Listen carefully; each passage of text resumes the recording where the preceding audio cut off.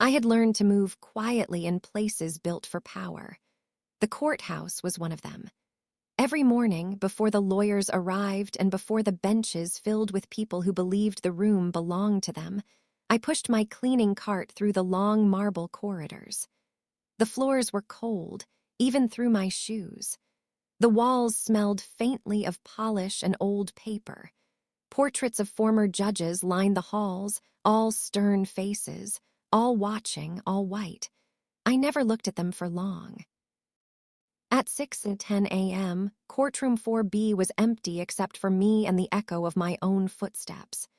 That room carried a different weight than the others.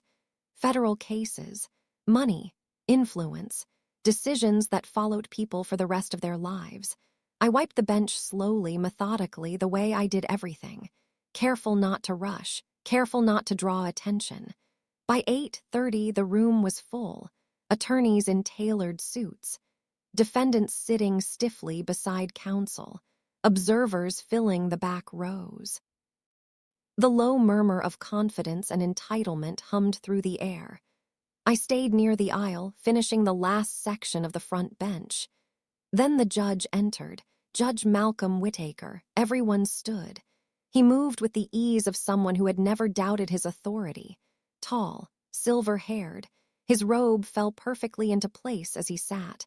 The room bent toward him without him having to ask. I kept my head down. "Be seated," he said. The courtroom obeyed. I took one step back, preparing to leave. That's when he noticed me. He didn't raise his voice. He didn't need to. "Is there a reason," he said calmly, "why a cleaning woman is still standing near the bench?" The words were smooth, almost polite, but the room heard exactly what he meant. Every eye turned toward me. I felt it immediately, the heat, the exposure, the shift in the air. My fingers tightened around the mop handle. "I'm finishing up, Your Honor," I said quietly. "I'll be out of the way." A few people smiled. One man in the front row let out a short laugh before catching himself. Judge Whitaker looked at me then, really looked, from my shoes to the names stitched on my uniform. "Finishing up," he repeated. He leaned back slightly. "You do understand," he said, "that this courtroom is not a hallway or a maintenance space." "Yes, sir." "And you understand," he continued, "that proceedings require a certain level of professionalism." The pause was deliberate. "I do." He nodded, as if satisfied. "Good," he said. "Then you'll also understand why it's distracting to have staff wandering in during session." I swallowed. "Court hadn't started yet," I said, not defensive, just factual. That was a mistake. His mouth curved into a thin smile. "Court starts when I enter," he said, "not when you decide it does." The silence was immediate, sharp, final. "I suggest," he went on, "that you wait until the room is cleared before performing your duties." Performing.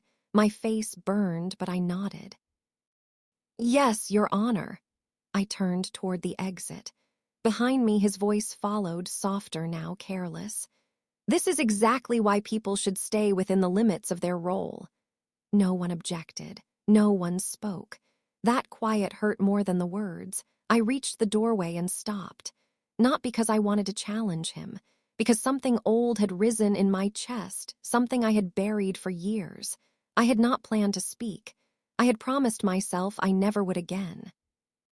But humiliation has a way of reopening doors you thought were sealed. I turned back.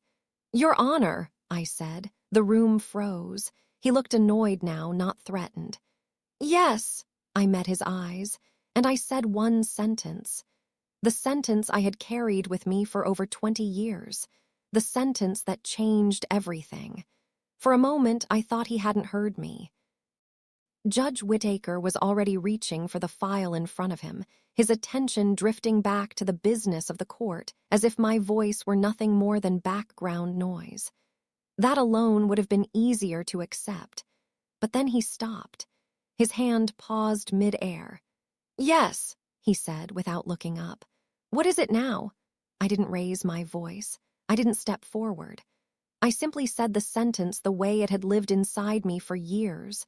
Quiet, precise, impossible to misunderstand. You were the judge who sentenced me when I was 16. The words did not echo, they settled. Judge Whittaker looked up slowly, not sharply, not angrily, slowly like a man turning toward a sound he cannot place. That's not possible, he said. I don't preside over juvenile matters. I know, I said. You didn't then either. A flicker of irritation crossed his face. You are mistaken, he said, and you are interrupting these proceedings. The courtroom had gone very still. No murmurs this time. No laughter, even the shuffle of paper had stopped. I stood where you're standing now, I continued, nodding toward the bench. Not there, below it. His eyes narrowed. I don't know you. No, I said, you wouldn't. I let the silence stretch, not to punish him, but to allow the truth to arrive on its own. You were filling in, I said. One afternoon, juvenile overflow. A few attorneys shifted in their seats. Judge Whittaker's jaw tightened. You expect this court to believe, he said, that I would remember every defendant from decades ago. No, I said, I never expected you to remember me. That was when something changed, because the room understood what I meant. You told me, I continued, that explanations don't change outcomes. His fingers curled slightly against the bench. You told me, I said, that some people start behind and never catch up. The air felt heavier now, as if the walls themselves were listening. I tried to explain why I missed school, I said. I told you my mother was sick, that I was the one taking her to appointments, filling prescriptions, making sure she ate. I didn't look away from him. You nodded, I said. Once.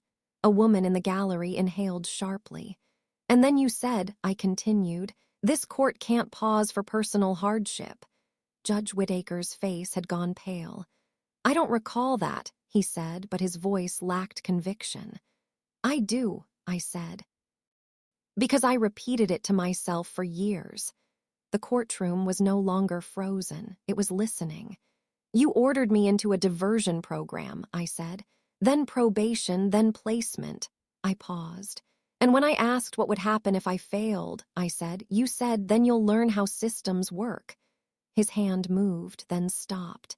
He looked suddenly unsure of where to place it. That decision followed me, I said. Every application, every background check. Every closed door that never explained itself. No one spoke. The bailiff stood perfectly still. I didn't come back here to confront you, I said. I didn't even know you were still on the bench when I took this job. That was true. I came back because this building was the only place that would hire me with my record, I said, because cleaning floors doesn't require explanations. Judge Whittaker stared at me. The authority in his posture had softened, just slightly. You think this justifies disrespect, he said. No, I said. I think it explains it. That landed. The pause that followed was long and uncomfortable. Even if what you say were true, he said carefully, it has no relevance here. I nodded. You're right, I said. It doesn't. I took a breath. But what is relevant, I continued, is that you told me this morning to stay within the limits of my role. He said nothing. And I listened, I said, for 20 years. The courtroom felt different now. Not hostile, not sympathetic, awake. I never raised my voice, I said. Never challenged a decision, never asked for exceptions. I gestured slightly to my uniform. I learned my place very well. Judge Whittaker looked down at the bench, then back at me. You should leave, he said quietly. I will, I said. I turned toward the door. Then I stopped. Not for drama, not for effect. Just because there was one last thing that deserved to be said. You were right about one thing, I said without turning back. Systems don't pause. The room held its breath. But people do, I finished. When they finally see the damage. No one moved, not even the judge. I didn't leave right away. Not because I wanted to stay, but because the room wouldn't release me. Judge Whittaker sat very still behind the bench, his hands folded now, as if he were holding something fragile. The authority that had filled the room when he first entered hadn't disappeared, it had thinned. like ice beginning to show water beneath it. He cleared his throat. "This court will take a brief recess," he said. The words were measured, controlled, professional, but they didn't land the way they used to. No one stood. No one moved. It took a second for people to realize he meant it. The bailiff was the first to react. "All rise," he said, his voice quieter than before. Chairs scraped softly against the floor as the room stood. Judge Whittaker exited through the side door without looking at anyone. The moment it closed, the courtroom exhaled. People didn't rush toward me. They didn't surround me or speak loudly. That would have felt wrong. Instead, they watched me the way people watch something they don't yet know how to name. I walked to the side wall and leaned my mop carefully against it. For the first time in years, my hands weren't shaking. A woman approached me slowly, one of the attorneys from the front row. Her voice was low, respectful. "Are you all right?" I nodded. "Yes." She hesitated. "You didn't have to do that." "I know," I said. She studied my face for a moment, then nodded once as if understanding something she hadn't before. "I'm sorry," she said. It wasn't dramatic. It was enough. Others didn't speak, but their expressions had changed. Curiosity had given way to discomfort. Discomfort was giving way to recognition. They were realizing something quietly terrifying, that the courtroom didn't belong to the people sitting in it. It belonged to the decisions that lived on long after everyone left. The side door opened again. Judge Whittaker returned. He didn't sit immediately. He stood behind the bench, his hands resting on the wood, his gaze fixed somewhere just beyond the room. "Please be seated," he said. This time, people obeyed slowly, deliberately. He sat. "I want to be very clear," he said. "This court does not conduct personal grievances during active session." His eyes met mine. "But," he continued, "this court also does not ignore material conflicts." That word material sent a ripple through the room. "I am recusing myself from this case." Silence, not shock, something deeper, a realization. One of the attorneys blinked. Another leaned forward, suddenly alert. "I will request an immediate reassignment," Judge Whittaker continued. "Proceedings will resume under a different judge." He paused. "And the record will reflect why." The clerk looked up sharply. "Yes, Your Honor," she said. My chest tightened. Not because I felt victorious, because something old and heavy had finally shifted. Judge Whittaker looked at me again. "Ms. Harris," he said. I stepped forward slightly. "Whatever occurred years ago," he said carefully, "if I failed to consider the full weight of my decision," he stopped. The courtroom waited. "I acknowledge that failure." The words were simple. They were devastating. A judge did not say things like that. "I won't ask for forgiveness," he continued. "That is not the role of this court." He swallowed. "But I will say this, the harm caused by indifference is still harm." No one moved. I felt my eyes burn, but I didn't let the tears fall. "I carried that decision with me," I said, "whether you meant for me to or not."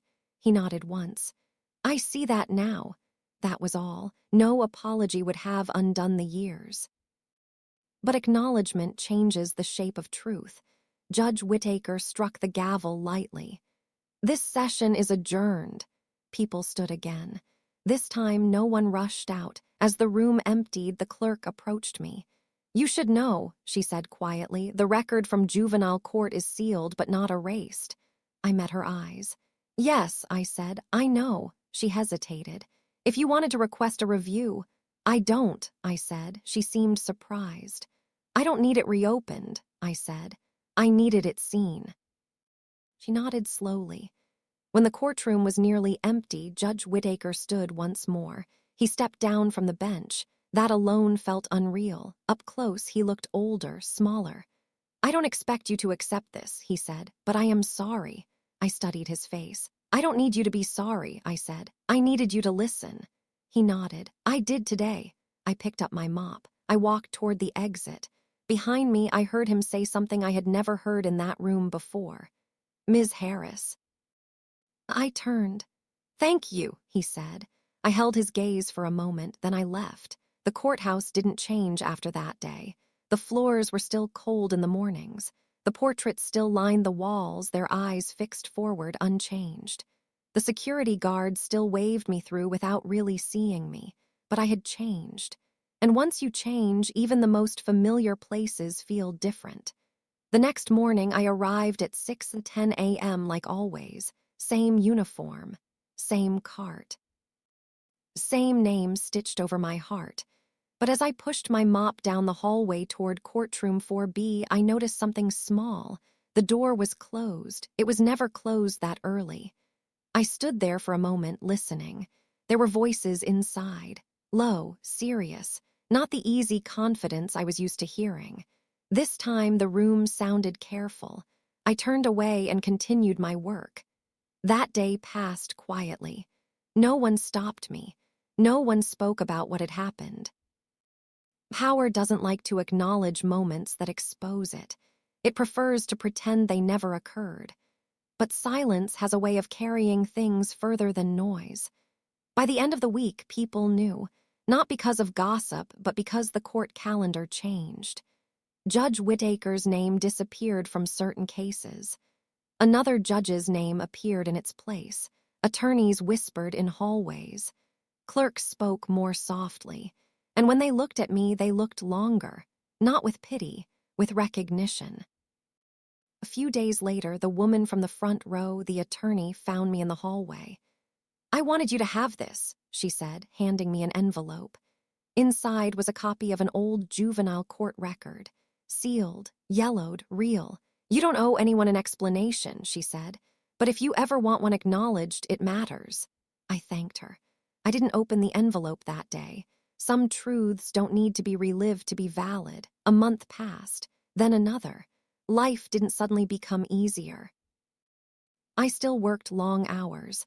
I still cleaned rooms where decisions were made by people who would never know my name.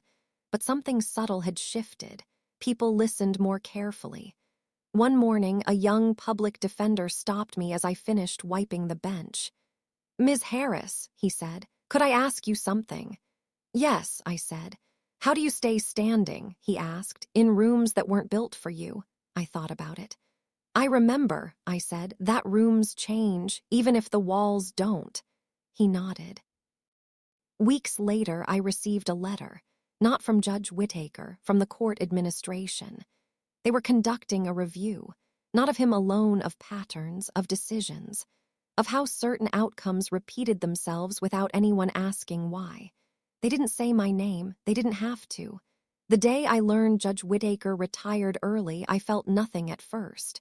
No satisfaction, no relief, just quiet. Later that night, sitting at my small kitchen table, I allowed myself to feel something else. Not victory, closure. I thought about the 16-year-old girl I had been, standing in front of a bench that felt impossibly high, trying to explain a life that didn't fit neatly into legal language. I wished I could tell her something, so I did. I spoke out loud to no one but myself. "You survived what they didn't have time to understand." That was enough. On my last day working at the courthouse, I cleaned courtroom 4B one final time. Slowly, carefully. I wiped the bench where Judge Whittaker used to sit. I didn't feel anger. I felt release. Before I left, I stood in the center of the room and looked up at the portraits. I wasn't asking them for anything. I wasn't afraid of them anymore. When I turned out the lights and closed the door, I understood something I hadn't before. Justice isn't always loud. Sometimes it doesn't come with apologies or headlines or raised voices. Sometimes justice is simply being seen, fully, finally, in the place that once refused to see you at all. And sometimes, the most powerful sentence you will ever speak is the one that reminds the room you were always more than the role they assigned you.